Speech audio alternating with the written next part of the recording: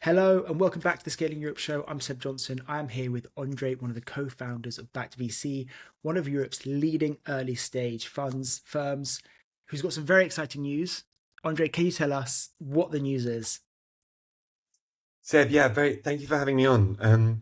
The fund launches are never particularly interesting, but it has been almost a decade since we've started building Backed, and we kicked off with 30 million announcement back in 2016, and we're now at 10x the AUM with 300 million under management, and we just launched a new $100 million fund at the legal hard cap.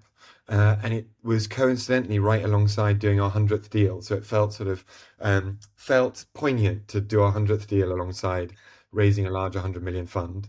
Um, and and so effectively that's what we're announcing now. We wanted to announce it just before Slush because we have a large Slush presence. We do 40 events a year, but we're doing 6 events next week at Slush. So we'll have about 2,000 people coming to the 6 events, and so it felt like a fun moment to launch this right ahead of seeing lots of friends in the ice. Amazing. Well, look, 100 million fund, 100 investments. This is like absolutely amazing news. So, congratulations to you on the team.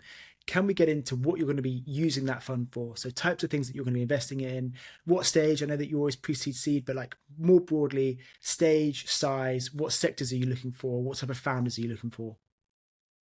So the idea of Backed, Seb, was to invest in areas that others were not touching, and to try and ride large paradigm shifts. So back in 2017, we started investing in three main areas: in firstly computational bio, secondly manufacturing software, and thirdly fintech and blockchain infrastructure. And we built dedicated teams in each of those. So we're going to keep investing in those three areas. Alex and Yasmin will continue focusing on computational bio. David and I will continue focusing on fintech and blockchain infrastructure, and then we share the manufacturing side of the business. And so we're going to be basically backing founders building generational companies where they have no competition. What we look for is companies that have a unique angle and that have no global competitor. So we avoid anything that's going to become, a hectic market and a divided pie. We really want to back winner take all companies, and we're not afraid to take, a lot of technical risk, and we're not afraid to go after complex sales cycles if we're rewarded, with huge contract values in those companies. So we have companies like Thought Machine and Invisible that have, individual customers paying them, 40 to 50 million a year. Invisible, for example, has one customer paying them $60 million a year. So that's the sort of thing that we look for in our portfolio companies. Well, those are absolutely mammoth contracts. I imagine like signing one of those must be like an absolute party in the office on the day that that gets done. But so it looks like, yeah, you're doubling down where you've seen a lot of success already. You've backed, I think, 5 unicorns today, 18 companies that are now valued at over 100 million, and you're sort of like doubling down on the core areas where you've seen success. How has, if at all, your thesis changed from backed fund one to fund three? The biggest learnings, and there've been a ton of them because every VC, us very, very much included, learns the hard way. And you learn as much from, the tough investments as you learn from the good ones. It's very easy to look back, with rose-tinted glasses at the ones that have worked out. Um, so there's changes to how we run the firm, and then there's changes to how we invest, right? In terms of how we run the firm, we really focus on, the development of people in the firm. We focus on providing a huge amount of structure and creating a culture where people can take very bold bets. So Lucia on our team, builds a lot in AI. David and Yasmin have done a huge amount in terms of automated sourcing, in terms of building angel networks in our verticals.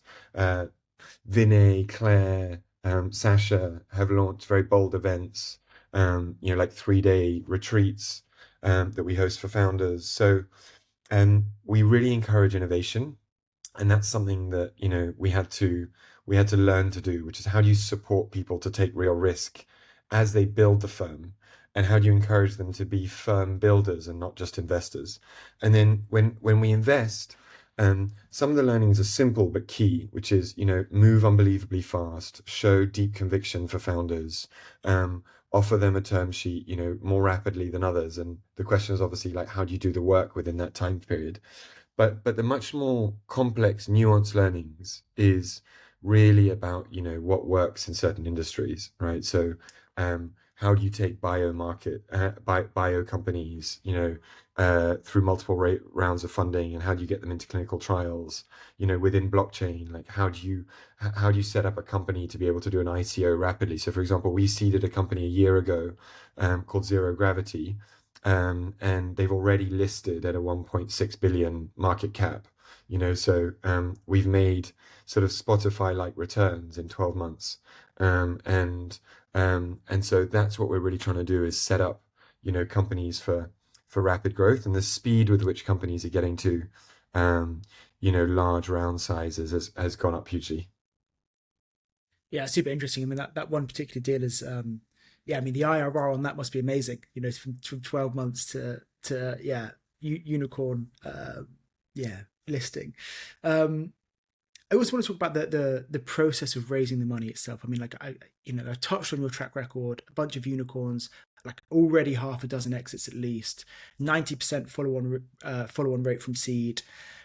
As LPs, I can understand the appeal about the track record that you've got, and I've seen that your top two funds are kind of within the top 10% performing funds of their vintages. Was there anything else that LPs particularly liked about either your thesis or your experience, or the industries that you're investing in? Was it something that really grabbed them and captivated them, other than just the pure metrics? The biggest thing that LPs look for is edge. And, you know, what's been interesting is seeing some VCs build edge through media, through online media, right? And Seb, I'm excited to see you launch a fund, 20 VC style, and announce 400 million. But what Harry has done and what you could do is exactly that: is leverage an online brand, to run a fund. And what we do is we've built the biggest offline events offering. So, if 20 VC, and Seb Johnson stands for online content. We stand for offline content, and we now run 40 events a year. So it's the largest event offering of any fund, I believe, globally, and that provides us with an offering for founders where the sell is you're not joining back to partner with a an investor that sits on your board. You're joining a community in the same way that you'd go to Harvard Business School not for the classes but to be a part of the class. You join back to be a part of the class. And I think that's why we've had such a high win rate. We've had a 97% win rate since inception. And it's really not because of us, it's because of the strength of the community and the fact that at our events, a seed stage founder gets to, stand alongside, founders of $10 billion plus market cap companies, and that those people become their angel investors and they become their mentors. And the sorts of friendships that you build when you do a 3-day Jeep safari across Morocco, or when you do a 3-day retreat in Portugal, is completely different to what you build in a 1-hour meeting in a meeting room, let alone as a Zoom. Yeah, that's super interesting. Okay, so yeah, I mean, I read that, yeah, 40 events a year. You've got six at Slush next week. There's a lot of events. And how does that help, or does that help at all in whether it's like finding deal flow itself? Do you run specific events to help that side of the business, or is it mainly just about building that community and helping that community to help each other? It creates a flywheel. So, we invite to our events prospective founders that we want to build a relationship with. So, last year we had over 4,000 founders and GPs that came to our events. Most of those were founders, and that creates a relationship which we can then nurture, and then continue inviting them. So we aim to invite them to about four events a year, and then to meet with them in between that. And it means that when they then go out to raise, we're top of mind, or ideally we actually just preempt the round. And in over half the rounds that we did last year, we actually preempted the round and closed it before anyone else saw it. So that's the initial sourcing strategy on events. What it also does is allow us to engage a community. So, to have lots of angels present, so that when we offer a term sheet to a founder, we say, right, come in alongside the top 10 fintech angels in Europe. And that syndicate is much stronger than a syndicate that's just backed, or that would be, just another top tier fund, right? So people really value the presence of angels, particularly if they're sector specific angels or angels from jurisdictions into which they want to expand. So we'll bring on board like, top valley angels and top sector specific angels. The event flywheel is really helpful there. And then it also helps with actually scaling revenue for the companies, because when we do, for example, our bio conference, we invite, the heads of procurement and the heads of M&A from GlaxoSmithKline and Novo Nordisk and Novartis and Roche. And so, we've had companies sign very, very large contracts thanks to meeting, the CEOs or C-level execs of the large companies that they're trying to sell into. And we do the same in fintech. We do the same in manufacturing. So, it's powerful to be in the room with, the CEO of Lloyd's, if you're trying to sell into Lloyd's. Yeah, absolutely. Okay, so you use it for sourcing and to kind of get founders and preempt them, which is interesting because I often hear that, yeah, VCs are being pushed more and more that if you want to win, you've got to be doing more preemption. That's kind of like even faster than moving fast is preempting. And then you also use it to support the portfolio to help them gain mentors and to help them sell. Okay, that's super interesting. I can really I can definitely see the appeal of that. How much was or has AI and the kind of the market environment that we're in, how much did that like come up from LPs in the raise process, and how has that at all changed the way that you're looking at deals and founders? Yeah, there's a definite two-track market of companies that are AI native and companies that are just trying to embed AI, and everyone's trying to embed AI, given it's a whole new platform shift. But we've definitely seen that companies that are not AI native have a radically different fundraising experience. For us, from the LP perspective, we back a lot of AI native companies within those three sectors. So within bio, we're doing mainly AI-driven therapeutics, so applying machine learning and building LLMs on biological data sets. So that's companies like Cosign, or using AI on top of biological data sets to come up with novel therapeutics. So that's most of what we do on the bio side. In fintech, we're investing a lot in AI-driven services. We're closing around right now in AI-driven treasury management for companies. So, you automatically move money across your different bank accounts, optimize the yield, top up your bank accounts before you pay payroll. And then similarly in manufacturing, most of what we've been doing for AI for 8 years is AI on top of manufacturing data sets. So it's things like optimizing the way you allocate work across a semiconductor manufacturing company. It's optimizing the way you do separation, of liquids in sort of distilling factories. So AI has been AI has been a key theme for us for a long time. The question, now is, given everyone's piling into the space, is how do you make sure you back the companies that will really endure? It's very easy to get to 1 million in revenue. It's very hard to build like a durable platform that will still be here in 50 years' time. And that's what we're really trying to assess, is both like, is this tech and these data sets, are they differentiated and defensible? But also, can this founding team, can we envisage at least one of the founders, running a large scale public company? Does he or she have, what it takes to manage 1,000 people? Do they have what it takes to speak to large hedge funds, on sort of complicated active investor calls? So that's what we're trying to assess. And how do you assess that at that founding team level? What kind of traits, characteristics are you looking for to give you the confidence that they can go all the way? One is like absolutely insane, slightly unseated ambition. Like, why is it that someone and everyone says they want to build $1 billion company, but when you really sort of test that, like, where does that maniacal obsession come from? The second is sales ability, right? Like, have they, and we measure that by saying, for example, have people joined the team to take massive salary cuts because they believed in the cult that the founder was building?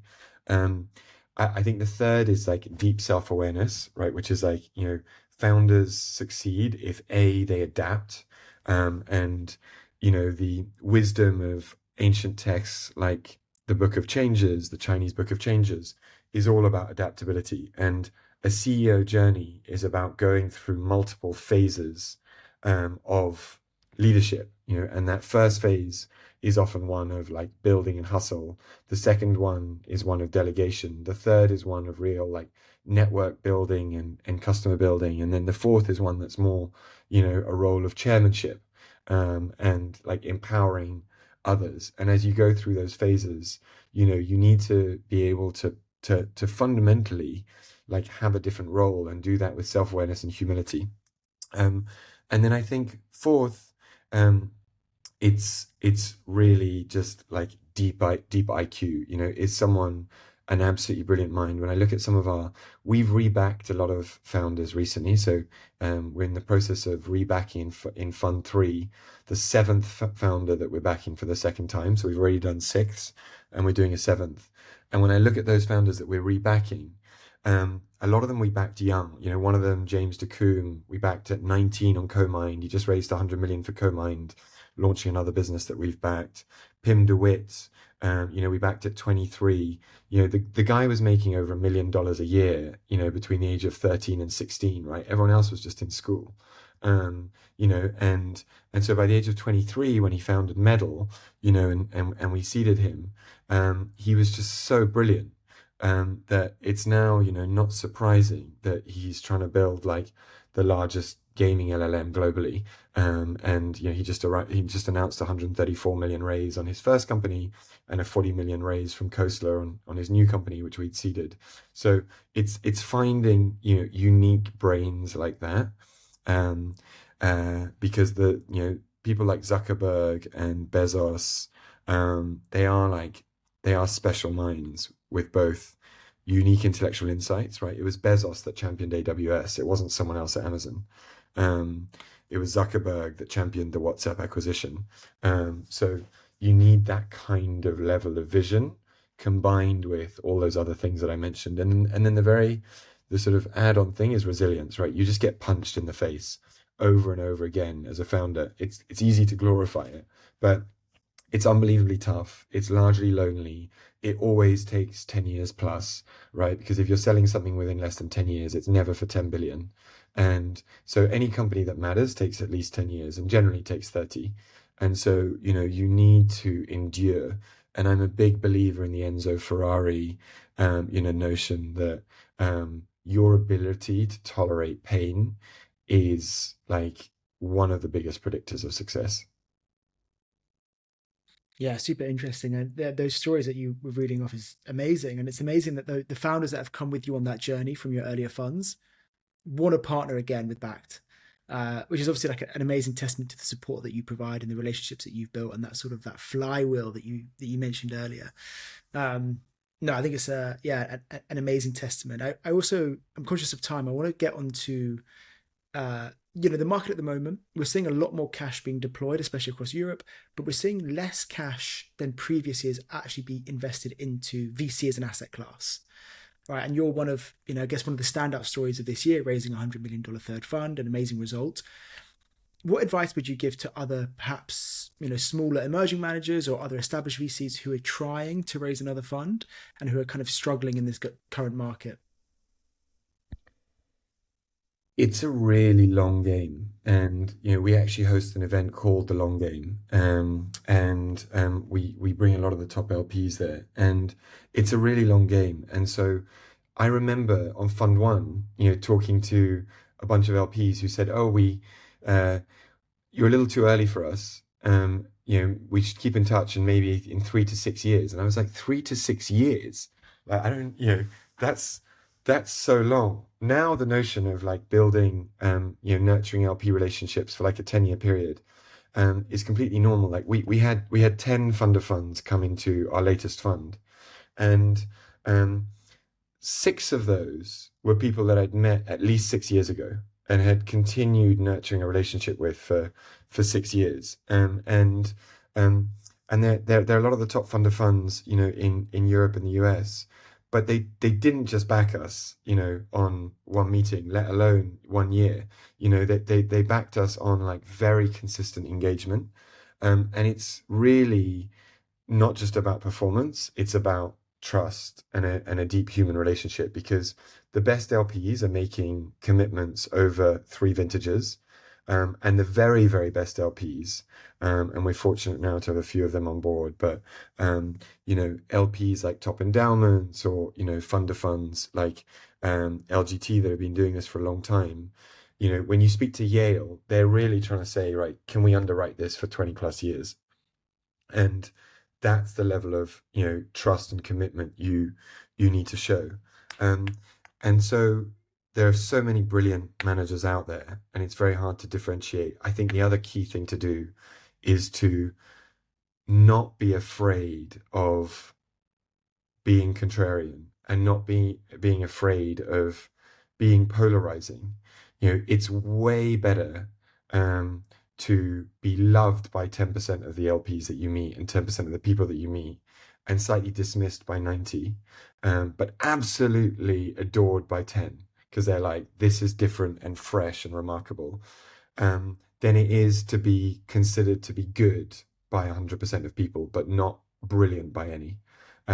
Because there are lots of other brilliant funds, right? And there are funds, like Index, and I'm doing a fireside next week with Stefan from Creandum. There are funds like Creandum that have been around for over 20 years, have got exceptional returns, are very, very well run, are hyper institutionalized, have track records with companies like Spotify and Trade Republic. And so, there's always a slightly more institutional, easy bet if you're trying to have well polished edges. So, have sharp edges, stand for something, be bold. Okay, so yeah, build the relationships over a long period of time. Don't be afraid to take an edge and to stand out, I guess. Yeah, especially as an emerging manager, that makes perfect sense. You've got to differentiate yourself from those big, large funds. You've got to be different. You've got to be having a different perspective. Um, well, look, Andre, thank you so much for joining me. It's been like great to chat, and it's amazing news for you and the team. So congratulations again. Yeah, well, Seb, thanks so much for having me on. Thanks for taking the time, and yeah, look forward to seeing you at Slush next week and spending some time in person. Yeah, let's do it. Yeah, can't wait. Cheers.